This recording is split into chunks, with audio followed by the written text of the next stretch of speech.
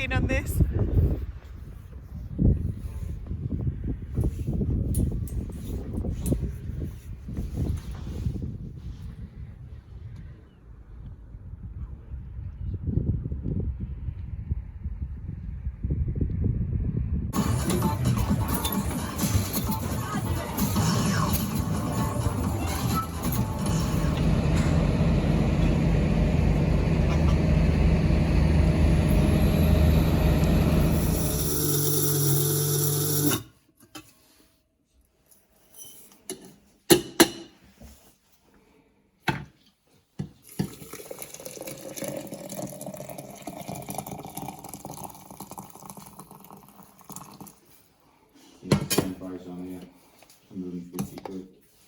I'm finally back in the kitchen and look what's come out to play.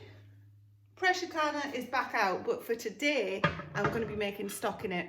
I have a load of, so making stock in the full canner, not pressure canning it today.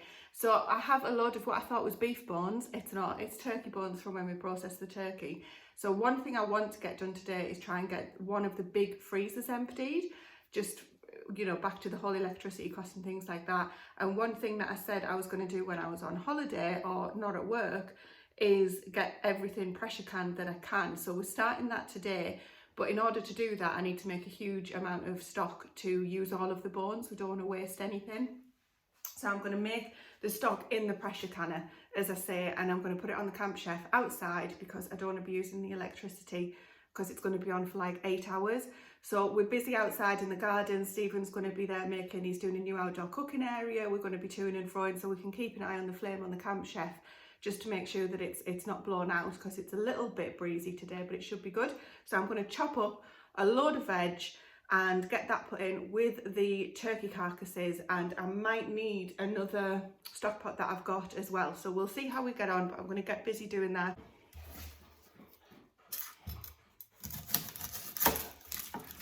Really? So what's one thing I want to find?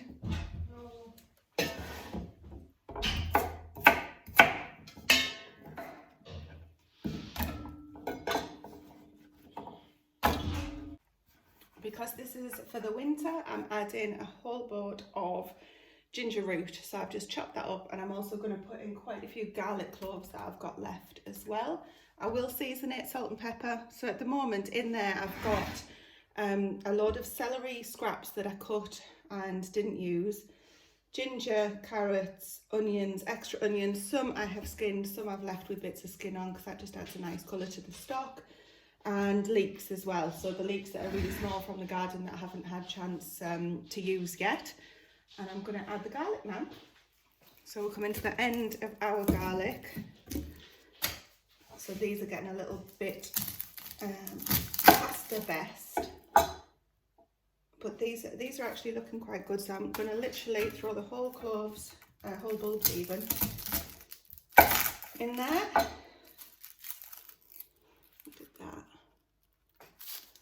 So for the winter, I like to add in the garlic and the ginger because they're really good for you to take over the winter, fight off the bugs, keep your immune system up and all those good things.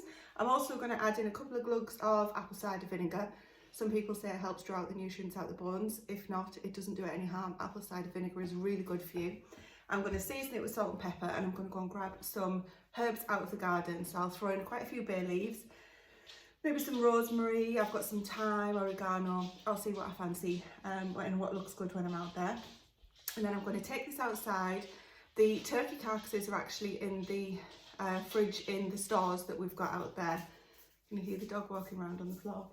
And I've also got a water tap outside as well, so it saves me having to carry a really heavy pan out there, because at the end of the day we're going to be doing quite a bit of cooking outside now, given the state of everything. I also just remembered I've got a tiny half a chilli, dried chilli that we grew, and I dried them all myself, and I've used some of this in cooking recently, and I'm just going to throw that in there too. All adds to good turkey kind of chicken stock flavour. We'll be using it in lots of soups and things, and I think it'll add, I think it'll go really well. So we've got some oregano, some creeping thyme, some regular common thyme, some purple sage, and there's also bay leaves in there as well. Can you see those? That's just off the little bay leaf tree we've got going there. So I'm really pleased with those. We'll get those fresh herbs in and then we'll go and get the turkey carcasses. This is the setup we've got. So it's just the Camp Chef, bottle of gas that's just been recently been filled up. So we should have about 147 hours in total from that, they say. And I'm just going to have this going for the next 8 hours. I'm just going to fill it up with water now. And finally, I am doing the dandelion honey. So we have got 670 grams, not fluid ounces, of the dandelion tea, which has been sitting ever so patiently in the outside fridge. And you have to weigh out the same amount of sugar. So I've done that. I'm going to whack it all in and I'm going to go outside and use the other ring to what the stock is on and try and make the honey. Now this only makes a couple of small jars, I believe. So I'm going to take 2 clean, not sterilised, because this will be gone before it'll keep in the fridge and it won't need to be sterilised for long-term use because it'll be gone before it's even here.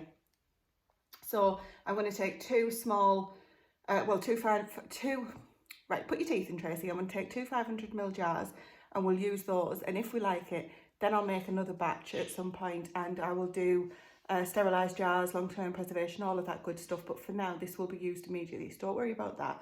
And I'm definitely going to get this outside and get this on, and then that's another tick in the box for something else that I've been waiting to get done. I'll let you know what it's like. Clean pot, by the way, it's just stained. I know some people will be wondering. My only concern is that the flames don't go out. Can't really see them on the camera, you can't really see them in the daylight. Doesn't take much wind to blow them out sometimes, but it has got the wind barrier on it, but obviously anything coming from this side can affect it. Can you see that? We're good though at the minute. So that's just slowly coming up. I don't want this boiling over or anything like that. I just want that simmering, and then I'm bringing this to a boil. This is the dandelion honey, and then I'll boil it for 15 minutes and we'll get it jarred up. This is going to stay on all day, 8 hours or so. Just to say, I'm not pressure canning, it's not actually clicked closed, so I'm only literally using it as just a really big pot. So the lid is just gently placed on, it's not being used as a pressure canner. So that'll be tomorrow when I actually pressure can, but I'm not pressure canning the stock, which you can, like you would do in an instant pot, just leaving it low and slow all day today. And then literally right behind me, this is what Stephen's working on. So this is going to be the new outdoor eating area. So these seats here are from the big tree that we took down. And I'm not sure what he's doing, but we've got a big stainless steel plate, and he's going to build it up so that we can use the wood fire underneath, and this will be the outdoor cooking area. For now, I think he's just doing it kind of temporary, just to make sure that we're going to actually use it. And obviously, you know, we'll be out here as much as possible, the weather on our side, etc. So this is what it looks like now, and that's what he's working on for today's project. Let's give it a trial run. I don't know if you can hear that, but that's the kettle boiling. So it's took about 15 minutes. So the theory worked. So now it's just a case of tidying it up a bit and making it look pretty. So we've got Stephen is busy chopping logs, as you can hear, for winter. So I mean, who even talks about winter in the Easter holidays? That would be me. And obviously the bone broth that I've got on, the turkey broth, is for winter too, so that's to go on the pantry shelf. And the reason that I've started talking about it just now is because I'm in the Polytunnel and I'm getting all of the beetroot in. So I'm going just for kind of single crops in the Polytunnel this year. So I've been doing lots of different tomatoes and peppers and trying all different things and mixing too much up. But at the moment I've got onions on this side and I'm putting in beetroot right now, which I'll show you in just a second. With a couple of herbs, and that's about it. So I'll probably put some flowers in, but no other veggies. When these come out, the tomatoes and peppers might be ready to go in, or I might have to put the tomatoes and peppers in pots until they're ready to go in here, depending on when these come up. But I'm trying to keep it simple, so theme of the year was back to basics, and just looking to get as much beetroot in as we can, because I absolutely love it fresh, love preserving it, love all the things with beetroot. Lots of different varieties here as well this time. So when I do a plot tour at the end of the holidays, I'll probably go through the varieties then. But your usual beetroot, the Boltardi, I've got Chogia, Bulldor, lots of different ones, so I'm not going to start going through them all now. But yeah, excited to be in here in the Polytunnel getting this planted up. I'll give it a good watering when I'm done, and I'm just going to potter and get a few things done out there because I've got quite a bit done. That dandelion honey, oh my goodness, It is so good. I'll show you it when I go back over, but I did post it on my Instagram stories if anybody follows us over there. It really is delicious. Not sure financially if it's worth it. It depends what honey you buy. So I'd love to be able to afford to buy expensive honey every time we get it. But we use that much that I don't, is the fact. So I'd love to have our own bees, which is the go-to in the future. So, but honey you can get really cheap through to ridiculously expensive. So financially it might be viable for some people and not others, but I just also use regular sugar. So that's obviously very cheap, but to be honest, the taste's lovely. I want to do that at least a couple of times a year. It's made a full 500ml jar and then just a little bit in another one, so I think I overestimated how much I might have. Right, I'm going to get planting. I'll give you a little look at what they look at. I'll show you what they look like before I get going again. Really pretty. And I need to get them watered in, so I'm just working my way along. We're going this way this year, whereas last year I went that way. There's some more. Looking very healthy, waiting to go in. Hope the slugs don't get them.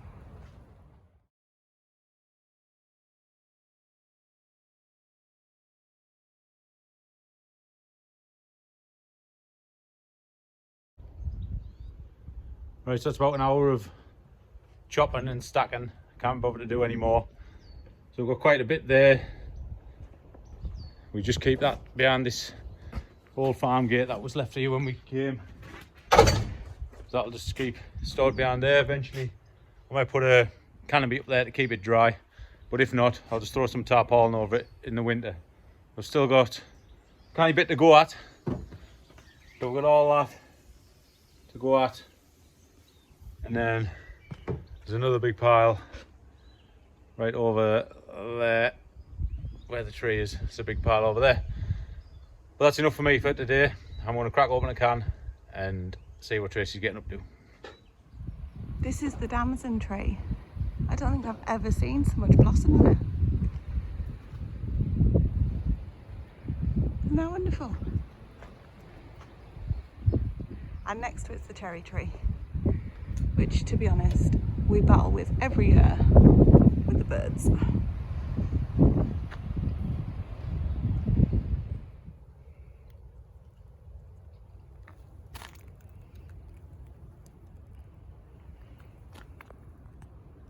Is it just me that's noticed the flies? Seems to be absolutely loads. Anyway, I've been in the veg plot and I've managed to get all of those beetroot that I showed you planted up in the greenhouse. There's also some of the yellow beans, some of the green beans. I've put some nasturtiums in just to make them look pretty, but we also use the flowers and the leaves of the nasturtiums as well. And I've put some, there was a blackcurrant bush that I propagated myself, and I've moved that. It needs some more compost in it. It's fine for today. And Grace kindly brought me a full barrel full of muck, so I've used that in some of the small pots. So I'll show you what I've done, and then I'm going to tell you what else needs doing. So these have the muck in the bottom, just a little bit of compost on the top. These are the yellow beans. That's a strawberry mint, that's clover for tea. I just put a few nasturtiums. They're probably far too close together, and beans at the back there. Just a parsley and some spinach and radish there. These are those pet-friendly organic slug pellets. I don't know how they can do that, but anyway.